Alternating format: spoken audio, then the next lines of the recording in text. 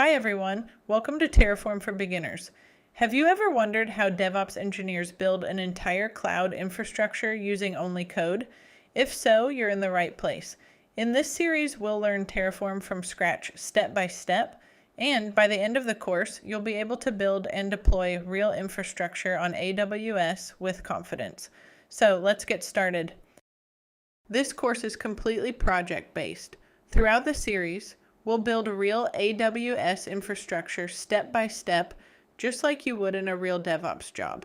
We'll create a VPC, public and private subnets, EC2 instances, security groups, a relational database, and even an Amazon EKS cluster running Kubernetes. By the end of the course, you'll be able to deploy the complete infrastructure for a student's portal application using Terraform. Instead of learning isolated concepts, you'll build a real project that you can use to practice and showcase in your DevOps portfolio. Before we dive into Terraform, let's take a quick look at the roadmap for this course. We'll start by understanding the fundamentals, then install Terraform and build our first project. After that, we'll explore providers, variables, state, and modules. Finally, we'll put everything together and deploy real AWS infrastructure using Terraform. Each episode builds on the previous one, so I recommend following the series in order. Before we start writing Terraform code, I want to show you how we'll learn throughout this course. First, we'll always begin with the official Terraform documentation. It's the source of truth and the best place to understand any feature. Once we understand the concept, we'll use AI to accelerate our work. AI is great for explanations, examples, and generating code, but it should never replace the official documentation. Every AI-generated example should be validated before it's used in a real environment. Then we'll put everything into practice by building and deploying real infrastructure. This is the same workflow many DevOps engineers follow every day. Learn, use AI, validate, and build. So what exactly is Terraform? Terraform is an open source infrastructure as code tool created by HashiCorp in 2014. It allows you to define your infrastructure using code instead of creating everything manually through a web console. One of Terraform's biggest advantages is that it works with many different platforms, including AWS, Azure, Google Cloud, Docker, Kubernetes, GitHub, and thousands of other providers. Instead of learning a different tool for every platform, you can use Terraform to manage all of them with the same workflow. In the next few minutes, you'll see exactly how that works. Before infrastructure as code, cloud infrastructure was usually created manually. You would open the AWS Management Console, click through dozens of pages, configure every resource yourself, and hope you didn't miss anything. The problem is that manual work is slow, error-prone, and difficult to reproduce consistently. With Terraform, the process is completely different. You describe your infrastructure in a configuration file, store it in Git, review your changes like any other code, and then create everything with a single command. Terraform apply. The result is infrastructure that is fast to deploy, consistent across environments, and easy for your entire team to review and maintain. That's the real power of infrastructure as code. So, why do so many companies use Terraform? First, because it automates infrastructure deployment. Instead of creating resources manually, you can provision everything with a single command. Second, it's repeatable. The same Terraform code produces the same infrastructure every time, whether you're deploying to development, staging, or production. Third, your infrastructure becomes part of your Git repository, so every change can be reviewed, tracked, and rolled back if necessary. It also makes collaboration much easier because teams can review infrastructure changes just like application code. And finally, Terraform supports multiple cloud providers, so the same workflow can be used across AWS, Azure, Google Cloud, and many other platforms. These are the reasons Terraform has become one of the most popular infrastructure as code tools in the industry. One of the most important concepts in Terraform is that it's a declarative tool. What does that mean? In an imperative approach, you tell the system exactly how to perform every step.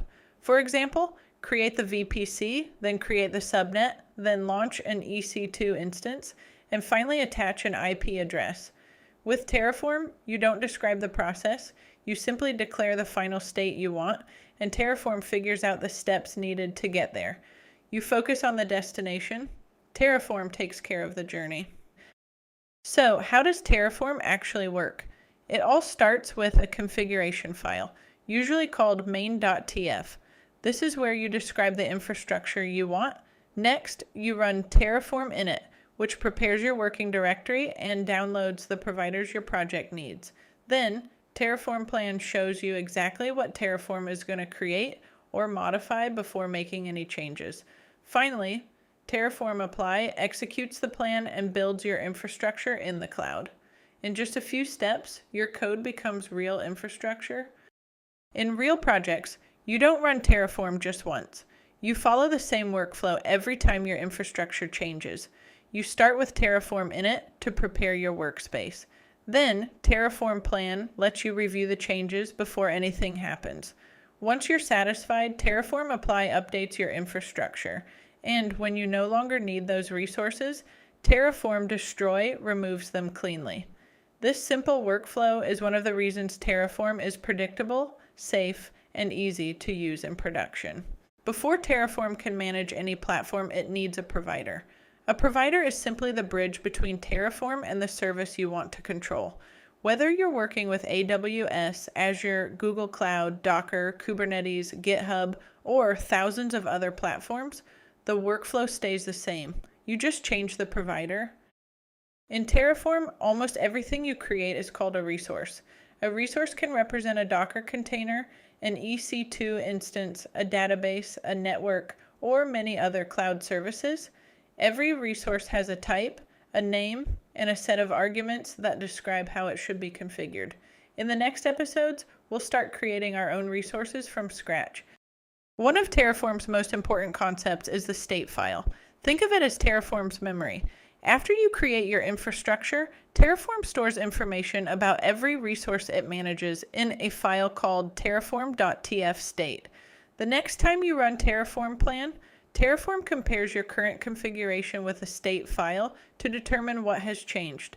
Then it updates only the resources that need to be changed instead of rebuilding everything from scratch. We'll explore the state file in much more detail later in this course, but there's one rule you should always remember. Never edit the Terraform state file by hand. Let's finish with a quick preview of what's coming. Here, Terraform creates 7 AWS resources with a single command.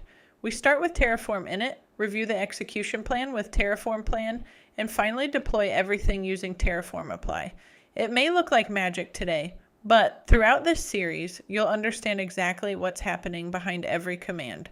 By the end, you'll be able to build infrastructure like this yourself. Before we finish, let's quickly recap what we learned today. We learned what infrastructure as code is and why Terraform uses a declarative approach. We introduced providers, resources, and the Terraform state file.